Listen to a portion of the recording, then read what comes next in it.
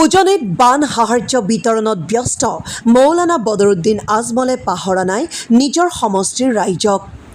আজমল CSRৰ জৰিয়তে বিন্নাকান্দিত বান সাহায্য বিতৰণ আজমলৰ।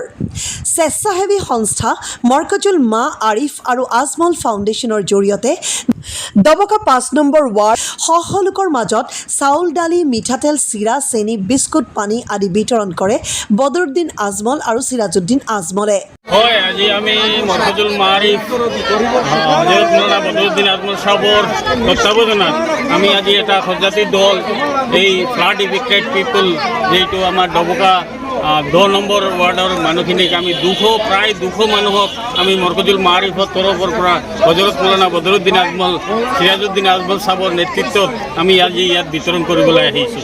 আমি সুকলমে আমি বিতৰণ আমাৰ কাৰ্যসূচী চলি আছে আৰু ভৱিষ্যত আৰু ইফেক্টেড এনেকুৱা লোকেশ্যন থাকিলে আমি সেইখিনি জেগাতো আমি বিতৰণ কৰিম বুলি আশা কৰিছোঁ। আপোনালোকে জানেই আপাৰ আসামত যি বানপানী হৈছে সেইখিনিত আমাৰ হযৰত মৌলানা বদৰুদ্দিন আজমল সাহেব বিন্নাকান্দিৰ সমষ্টিৰ MLA তেখেত তাতেই ব্যস্ত কালেকশ্যনত আছে। গতিকে আমাৰ আজমল ফাউণ্ডেশ্যন মৰকজুল মাৰিফৰ এটা সজাতি দলে আহি আমি এই ডবকা বিন্নাকান্দি অঞ্চলৰ ডবকাত আমি এই বিতৰণ অনুষ্ঠান কৰি গৈ আছোঁ। ধন্যবাদ।